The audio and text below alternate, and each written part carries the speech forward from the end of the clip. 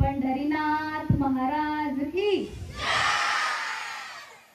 राम कृष्ण हरी, राम कृष्ण हरी। सर्वप्रथम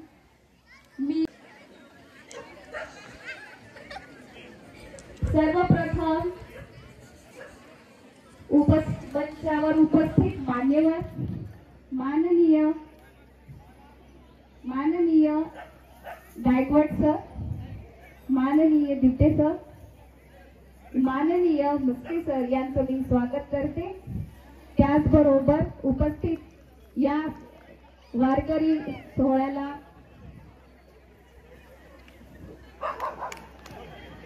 काही हरकत नाही, तो पण आपली वारीमध्ये समावेश झालेला आहे पुंडलिकाचा, त्यालाही फार वारी आवडली आहे। सर्वप्रथम मी उपस्थित मंचावरती उपस्थित सर्व मान्यवरांचं स्वागत करते। माननीय गायकवाड सर, माननीय दिवटे सर, माननीय मुस्के सर आणि उपस्थित सर्व मान्यवर यांचं मी हार्दिक स्वागत करते। त्याचबरोबर समोर बसलेले सर्व प्राध्यापक वर्ग, विद्यार्थी आणि उपस्थित सारे मान्यवर यांचं मी स्वागत करते। सर्वांनी टाळ्या वाजवून सगळ्यांचे स्वागत करते। यानंतर मी मान्यवरांना स्टेजवर आमंत्रित करते। आपण पहिले विठ्ठलाची आरती करूया। सर्व मान्यवर प्लीज कृपया आपण मंचावरती येऊ विठ्ठलाची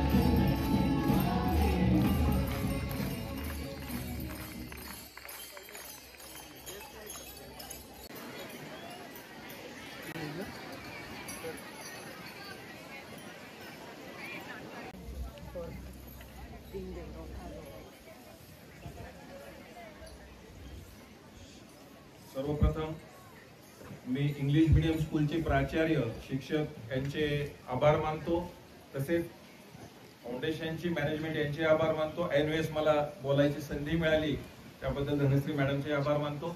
परवा आषाढी एकादशी आहे, जास्त वेळ घेणार नाही, 15 मिनिटात संपवतो मी, कारण सगळ्यांना घाई आहे, पण सांगणं गरजेचं आहे। परवा आषाढी एकादशी आहे, ज्याची नोंद वर्ल्ड हेरिटेज मध्ये झालेली आहे। आणि आता आपण आरतीमध्ये पाहिलं आहे आणि मॅडमनी जय जयकार केला की पुंडलिका भेटी परब्रह्म आलेगा आणि पुंडलिक वरदा हरी विठ्ठल। तर जगातला एकमेव देव असावा जो माझा आहे म्हणून मी कौतुक करत नाही, सगळ्यांचेच वेगवेगळे असतं, ज्या देवाच्या अगोदर भक्ताचं नाव घेतलं जातं आणि तो भक्त का बरं श्रेष्ठ आहे, पुंडलिकाचं दर्शन का बरं महत्वाचं असतं। पंढरपूरला गेल्यानंतरही आपण चंद्रभागा स्नान, पुंडलिका दर्शन आणि मग विठोबाचं दर्शन घेतो। तर हा संसारिकाचा देव आहे, त्यामुळे रुक्मिणी मातेचं इथं अविभाज्य स्थान आहे। तर हा जो पुंडलिक आहे याविषयी मी थोडक्यात माहिती सांगतो। हा त्याच्या जन्मामध्ये एका ब्राह्मण कुटुंबात जन्मलेला होता, ज्याच्या आई वडिलांचं नाव होतं जानुदेव आणि सत्या। एकुलते एक मुलगा काशी विश्वनाथाच्या आशीर्वादाने प्राप्त झालेला, पण अतिशय व्रात्य, सतत आई वडिलांना त्रास देणारा, शाळेतल्या मुलांसाठी उपयोगी गोष्ट आहे ही, सतत आई वडिलांना त्रास देणारा, कधीही न ऐकणारा आणि आई वडील सांगतील त्याच्या विरुद्ध काम करणारा। लहानपणापासून तर तारुण्यात येईपर्यंत त्याने कधीही आई वडिलांचं ऐकलं नाही, जेणेकरून आई वडिलांना खूप खूप पश्चाताप झाला। आणि आपल्या ग्रामीण भागात एक गोष्ट असते, याचं लग्न करून टाका म्हणजे आज सुधरेल, परंतु झालं उलटच, याचं लग्न केल्यानंतरही तो बायकोच्या जास्त आहारी गेला। नंतर बायकोच्या खूप पुढं करायला लागला, आई वडिलांना पूर्णपणे विसरून गेला। याचा अवकाश काशीला जाणारे काही जथी होते, आता जसं दिंड्या जातात त्या काशीला जाणाऱ्या लोकांना जथी म्हणतात। त्या पंढरपूरवरला म्हणजे त्यावेळेस पंढरपूरला लोहदंड तीर्थ असं म्हणत असायचं, कारण इंद्राचा लोहदंड त्या ठिकाणी तरला होता। ज्यावेळेस इंद्राला अंगाला छिद्र पडले होते, त्यामुळे त्यात लोहदंड तीर्थ म्हणायचे। पंढरपूर हे नाव नंतर झालं। लोहदंड तीर्थ क्षेत्रावरून जथे जात काशीला होते। हा आपल्या बायकोला म्हणाला, चल आपण जाऊ फिरायला काशीला। तर याने बायकोला खांद्यावर घेतलं आणि हाही निघाला। दुसऱ्या दिवशी आई वडिलांनी बघितलं की आपण काशी विश्वनाथाला जाऊन हा आपला मुलगा इतका वाईट कसा निघाला, त्याची आपण तपश्चर्या केली 9 महिने, तर त्यांना जाब विचारू। म्हणून त्याचे आई वडीलही मजल दरमजल करत काशीच्या यात्रेवर चालू लागले। हाही बायकोला कडेवर घेऊन पुढे चालला होता, दोघांचे जथे वेगवेगळे होते। आणि एक दिवस एका रात्री हा पुंडलिक त्याच्या बायकोसह एका धर्मशाळेत मुक्कामी होता। आणि खरंच ज्याच्या उद्धाराची वेळ येते त्याला अशा घटना घडतात। जसं आता मॅडम म्हटल्या की कुत्रा, आता तुम्ही बघितलं वारकरी संप्रदायात कुत्र्याचं प्रत्येक प्राण्याचं खूप महत्व आहे। आमचे नामदेव महाराजांच्या ताटातली पुरणपोळी त्याने नेली तर नामदेव महाराज त्याच्या मागे पळत गेले तुपाची वाटी घेऊन, बिगर तुपाची पुरणपोळी खाऊ नको म्हणून। तर आता त्याही कुत्र्याचं प्रारब्ध असेल, तर ज्याचं प्रारब्ध उद्धरण्याची वेळ येते त्याच्या आयुष्यात आपोआप काही गोष्टी घडायला लागतात। तर त्या धर्मशाळेत झोपला असताना पुंडलिका झोपच येत नव्हती।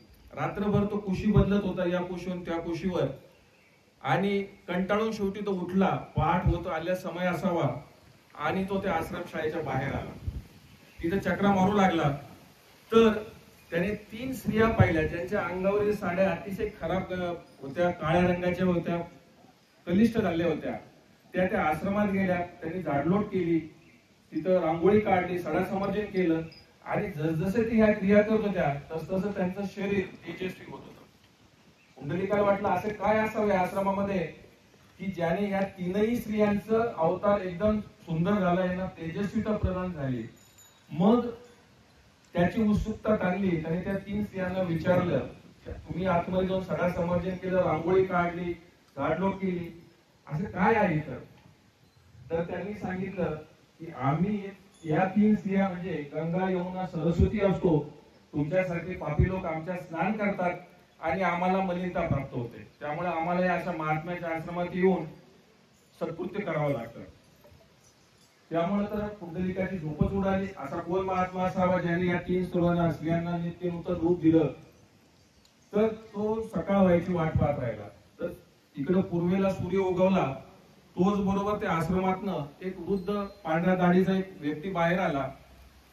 त्याला वाटलं आपण या महान व्यक्तीशी बोलावं, म्हणून त्याने सहज प्रश्न विचारलं की महाराज, इथून काशी किती दूर आहे? तर त्या महाराजांनी, ज्यांचं नाव होतं कुकुटस्वामी, त्या कुकुटस्वामींनी सांगितलं की मी काशीला कधीही गेलेलो नाही, त्यामुळे काशी किती लांब आहे हेही मला माहित नाही आणि मी त्या काशी विश्वनाथाचं दर्शनही घेतलेलं नाही. मग त्याने विचारलं, ह्या ज्या 3 स्त्रिया तुमच्या आश्रमात आल्या होत्या त्यांना तेजस्विता तुमच्यामुळे कशी प्राप्त झाली? तर मुलांनो, त्यांनी एकच उत्तर दिलं कुकुटस्वामींनी की मी माझ्या आजन्म माझ्या आई वडिलांची सेवा करतोय, त्यामुळे मला दुसरा कुठलाही देव माहित नाही. दिवस रात्र मी माझ्या आई वडिलांच्या सेवेतच लीन असतो, त्यामुळे मला ही सिद्धी प्राप्त झाली आणि या सिद्धीचा रिद्धीचा मी गैरवापर करत नाही, फक्त सेवा करण्यातच धन्यता मानतो. आणि या प्रश्नाच्या उत्तरावर पुंडलिकाची काय अवस्था झाली असेल हे आपण समजू शकत नाही, कारण त्याच्या उद्धाराची वेळ आली होती. जसा उद्धार अजून एका प्राण्याचा ज्ञानेश्वर महाराजांनी प्रतिष्ठान नगरी म्हणजे पैठणला केला, ज्या रेड्याच्या महिष राजाच्या मुखातून वेद वदविले आणि त्यांच्यातील मनुष्यत्वाचा संतत्वापर्यंतचा प्रवास सुरू झाला. तर अशा या प्राण्यांचं भूताभूती परमेश्वर मानणारा वारकरी पंथ आहे, त्यामुळे आपण हे कुत्र श्वान काढून द्यायला नको होतं, त्याचे भाग्य आठवण होतं.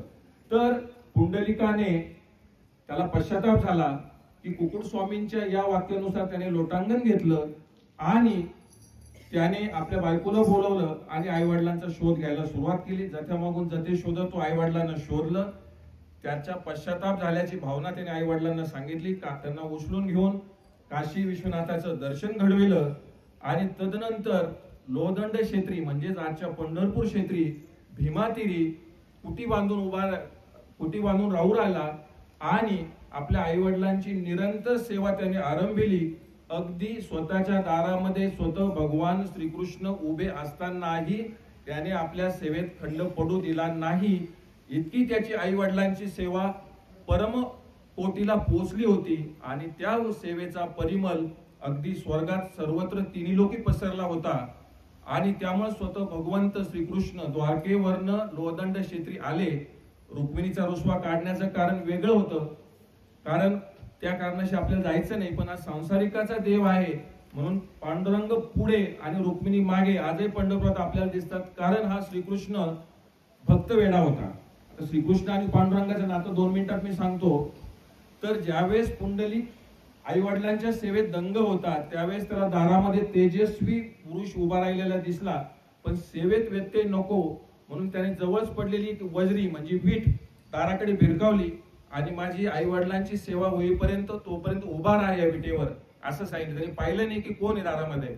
ज्यावेळेस त्याची आई वडिलांची सेवा संपली त्यावेळेस त्याने दरवाजेकडे पाहिलं तर स्वतः भगवान श्रीकृष्ण आणि त्याच्या मागे रुक्मिणी माता. तर आपल्याकडे जर कोणी मोठा माणूस आला तर आपण एकदम चरण लोटांगण घेतो, काय करू काय नको असं होतं आणि काही कारण नसताना खूप पाहुणचार करतो, पण त्याने तसं केलं नाही. त्याने एकच प्रश्न विचारला की भगवान श्रीकृष्ण, मी तुमचा धावा केला नाही, तुम्हाला आर्त हाकही मारली नाही, तुमची प्रार्थना केली नाही, तुम्ही का बरं माझ्या दारात आला? म्हणून पुंडलिका भेटी साक्षात स्वतः परब्रह्म श्रीकृष्ण विटेवर उभे अटल राहिले म्हणून त्याला विठ्ठल म्हणतात.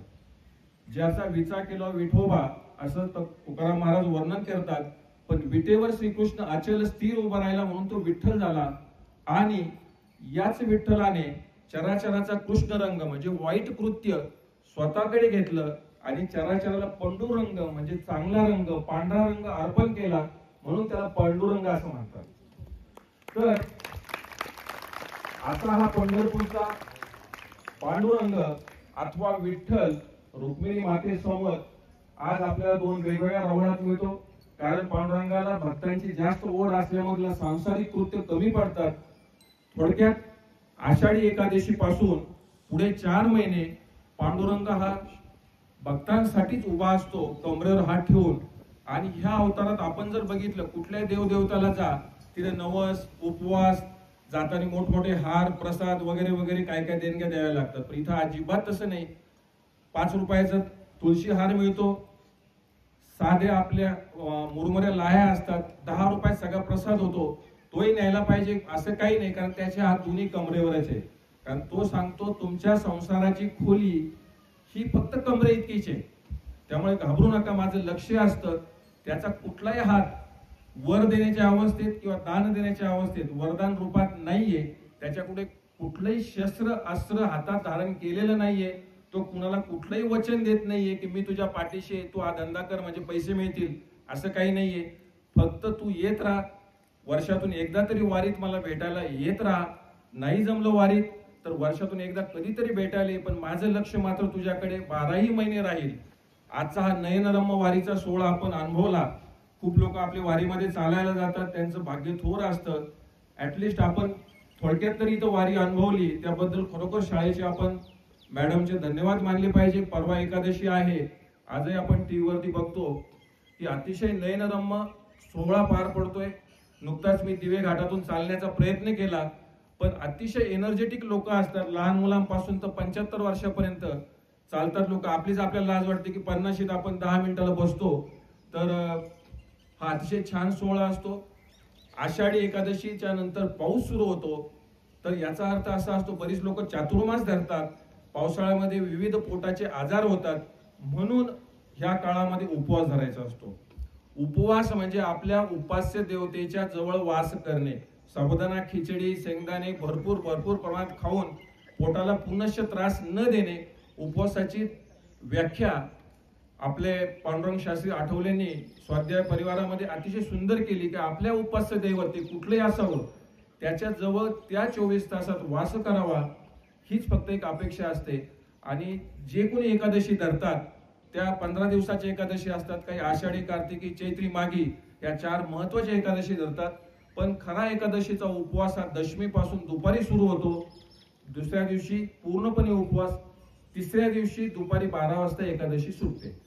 आज या निमित्ताने मी आपल्या सर्वांना आषाढी एकादशीच्या खूप खूप शुभेच्छा देतो. आणि दरवर्षी मॅडमनी अशीच वारी काढावी आणि आम्हाला हा नयन मनोहर सोहळा पाहण्याचं भाग्य लाभू द्यावं. अतिशय सुंदर मुलांनी डेपरी केली होती, त्यात खरोखर आपल्याला रुक्मिणी पांडुरंगाचं सर्व संतांचं दर्शन झालं, त्याबद्दल धन्यवाद.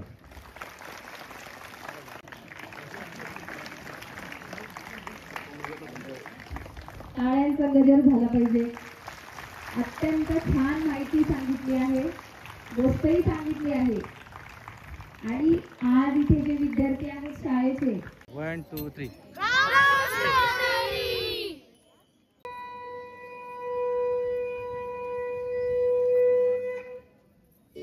अलंकापुरी पुण्यभूमी पवित्र, तेथे नांदतो ज्ञानराजा सुपात्र.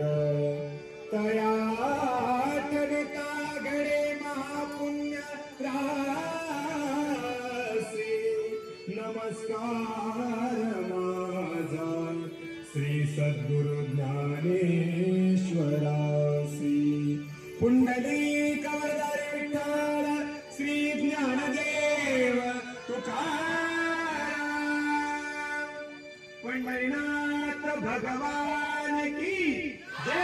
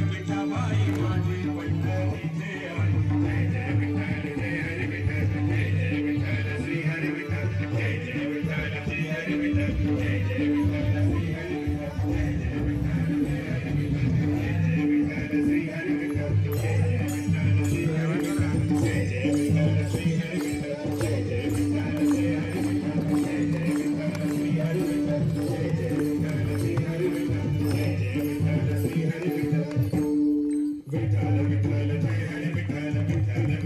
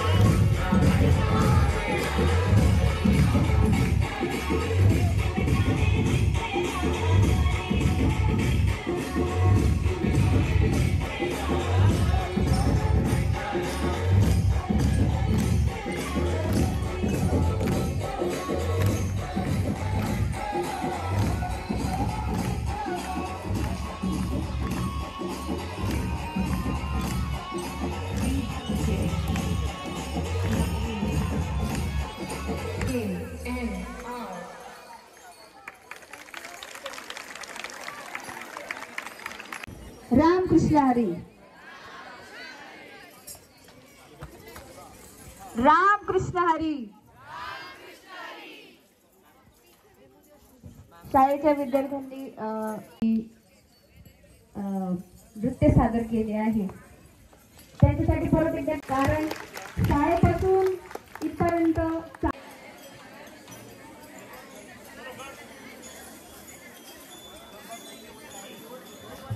ढोल आणि ताशा